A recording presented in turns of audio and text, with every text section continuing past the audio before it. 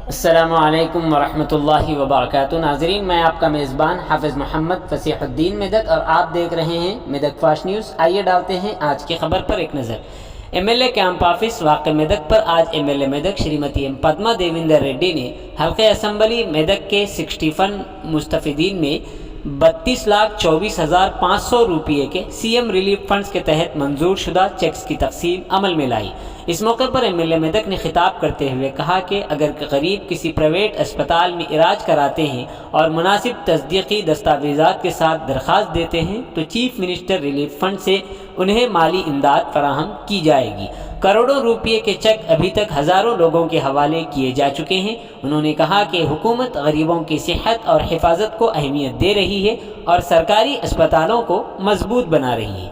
उन्होंने कहा कि हुकूमत सरकारी अस्पतालों में कारपोरेट सतह पर तिब्बी देखभाल फराहम करने के लिए सख्त मेहनत कर रही है। इसी तरह कल्याण लक्ष्मी और शादी मुबारक स्कीम के तहत हवेली घनपुर मंडल के मुख्तलिफ देहातों से ताल्लुक़ रखने वाले 14 मुस्तफ़ीदीन को चेक्स हवाले किए गए और साथ ही साथ जियो 58 के तहत बाकायदा सरकारी अराजी के असाइनमेंट पट्टे हवेली घनपुर के 4 अफराद को इस मौके पर एमएलए मेदक के हाथों दिए गए। इस मौके पर जिला परिषद के नायब सदर नशीन श्रीमती लावण्या रेड्डी, आत्मा कमेटी के चेयरमैन मिस्टर अंजागौड़ के अलावा कॉप्शन मेंबर सैयद उमर मोहिउद्दीन और दीगर लोग शरीक रहे। आइए इस सिलसिले में एक तफसीली रिपोर्ट आप हज़रात की पेश खिदमत है। नाजरीन, जैसा कि आप देख रहे हैं, हम ज़िले मेदक की तारीख़ में पहली मरतबा उर्दू ज़ुबान में आप तक ज़िले की अहम खबरें पहुँचा रहे हैं। लिहाजा हम आपसे गुजारिश करते हैं कि आप लोग भी ज़रूर हमारे चैनल को लाइक करें, शेयर करें और सब्सक्राइब करें और साथ ही साथ बेल आइकन के बटन को भी दबा दें ताकि हमारी जानिब से जब कभी भी किसी भी किस्म की अपडेट दी जाए तो उसकी इत्तला आपको नोटिफिकेशन के ज़रिए सबसे पहले मिल सके। नाजरीन, अगर आप लोग अपने कारोबार या किसी और किस्म के मुताल्लिक़ हमारे चैनल पर इश्तिहार देना चाहते हों या फिर एडवर्टाइजिंग करवाना चाहते हों तो हमारे सेल नंबर 9000214611 पर हमसे रब्त पैदा करें। आइए न्यूज़ के सिलसिले में एक तफसीली रिपोर्ट आप हज़रात के पेश खिदमत है। 30 ఏళ్ళు అవుతుంది ఇప్పుడు సొంతం అయింది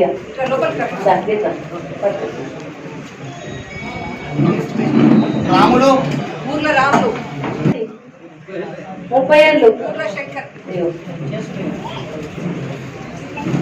నీ సొంతం అయింది నీకు అర్థం వచ్చింది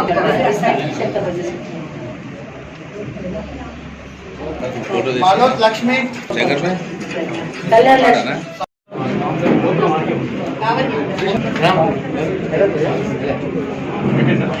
నాగరాణి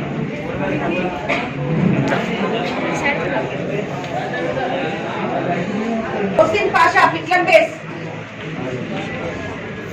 నగర్ జావేద్ ఖాన్ రామ్నగర్ సుభాష్ నగర్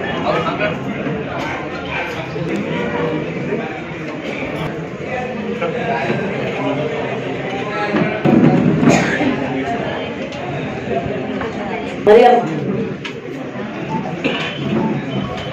గాంధార్పల్లి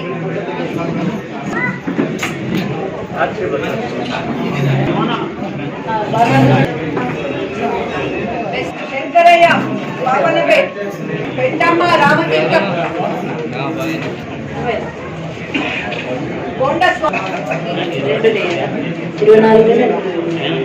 యాదగిరి గౌడ్ షాలిపేట్ తాండకి ఇచ్చినావు ఏం చేస్తావు పైసలు బిడ్డకి ఇస్తావా నంబడి కోమిని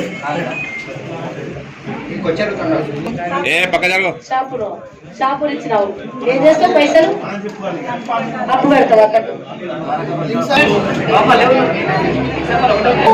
ఎవరికి ఇచ్చినావు బుజ్జి ఏం చేస్తావు పైసలు బిడ్డకి వేస్తావా బిడ్డ ఏం చేస్తావు పైసలు కవిత బిడ్డకి ఇస్తావా కూలి కదా కూలి రాశులు బుజ్జిని కూలి రాశి ఎవరికి ఇచ్చినావు బుజ్జి బుజ్జి ఇచ్చేయి బుజ్జి ఆమె ఎవరిచ్చినావు వరిగుంటని ఇచ్చినావా వాడి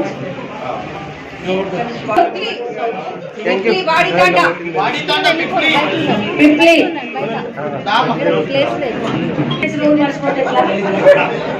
ఏంటో మర్చిపోలే పైసలు ఏ తాండకి ఇచ్చినావు పిప్లి ఎక్కడికి ఇచ్చిండ్రు meter? CM relief fund cheque. Current మోటార్ల కాడ మీటర్లు పెట్టించి పిల్లలు వసతి చేస్తాడు. ఇక బతుకుతామా?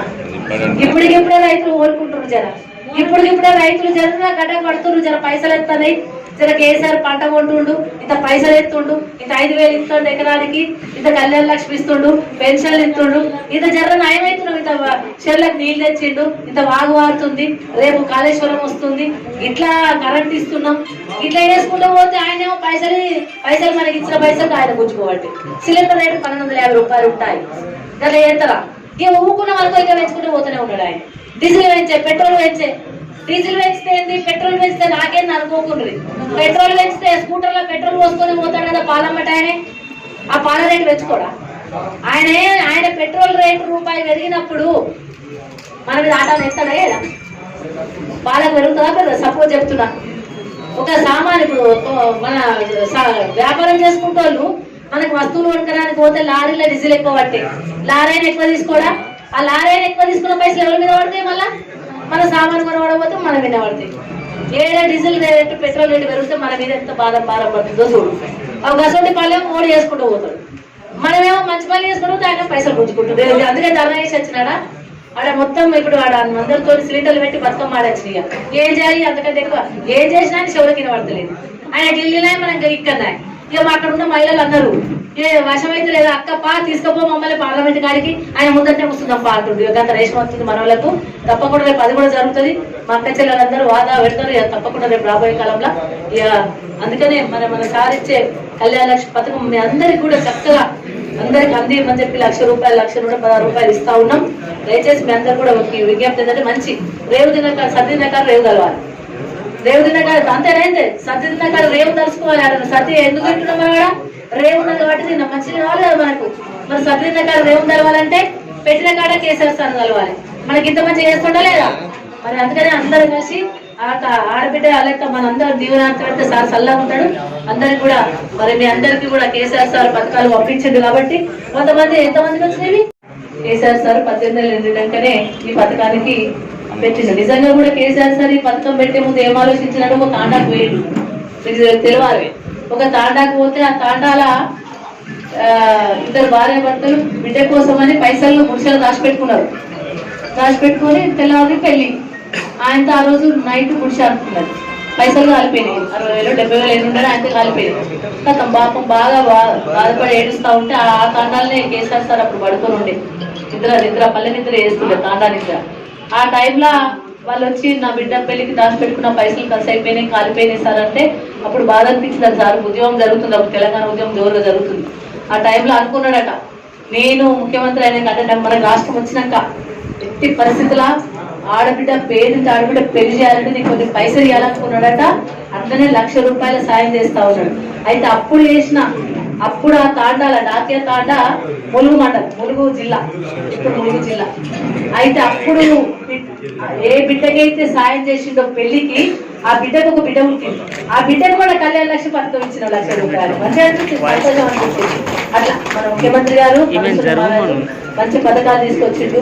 మనకు పెన్షన్లు ఇస్తుండ్రు, కళ్యాణ లక్ష్మి ఇస్తుండ్రు, తాండాలు గ్రామ పంచాయతీ చేసిండు, 10% రిజర్వేషన్ చేసిండ్రు. అట్లనే మనకు మంచినీళ్ళ పథకం తెచ్చిండు. అన్ని రకాల రోడ్లు వేసుకుంటున్నాం, మంచి పనులు చేసుకుంటున్నాం. రైతులకు రైతు బంధు ఇస్తున్నాం, రైతు బీమా ఇస్తున్నాం. రైతు ఏమైనా ఇబ్బంది వచ్చి చచ్చిపోతే ఆడలేనా మొగలైనా సరే ఎకరం ఉంటే అది ఎకరం పొలం ఉన్నా సరే వాళ్ళకు ఏమైనా కష్టం వచ్చి ఆపద వచ్చి దేవుడు చిన్న చూపు చూసి చనిపోతే వాళ్ళ కుటుంబానికి 5,00,000 రూపాయలు ఇస్తున్నాం. అన్ని పనులు కూడా చేసుకుంటూ పోతా ఉన్నాం. ఇప్పుడే ధర్నా చేసి వచ్చినాయి.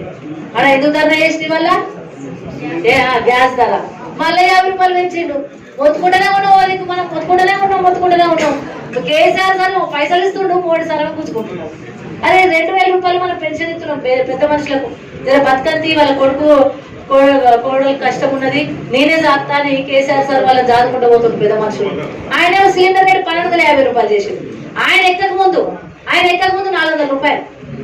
400 ఎక్కడ, 1,250 రూపాయలు ఎక్కువ. పెట్రోల్ పెంచే, డీజిల్ పెంచే, అన్ని ప్రైవేట్ కలిసి బంగారం. అదే కేసీఆర్ సార్ 3.5 తులాలు బంగారం వచ్చి 1,00,000 రూపాయలు అంటే ఇప్పుడు ఎంత అవుతుంది? రేటు కూడా వస్తలేదు. 50,000 రేటు వస్తుందమ్మా. ఇంకా 12,000 వేస్తే 2 తులాలు. ఇట్లుంటాది, ఇట్లా వేస్తాడు. ఒక్క పథకం లేదు, ఒక్క మంచి పని లేదు.